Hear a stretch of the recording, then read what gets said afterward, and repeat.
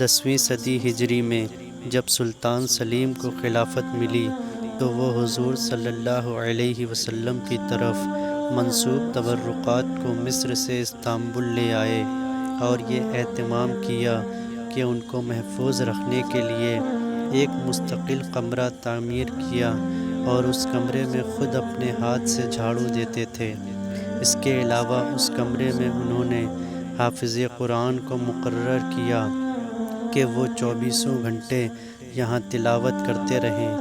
حفاظ کی ڈیوٹیاں مقرر تھیں اور ایک جماعت کا وقت ختم ہونے سے پہلے دوسری جماعت آ کر تلاوت شروع کر دیتی تھی۔ اس طرح یہ سلسلہ بعد کے خلفاء نے بھی جاری رکھا۔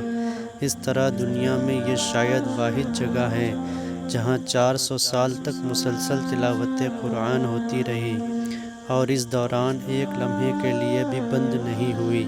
خلافت کے خاتمے کے بعد یہ مبارک سلسلہ بھی موقوف ہو گیا۔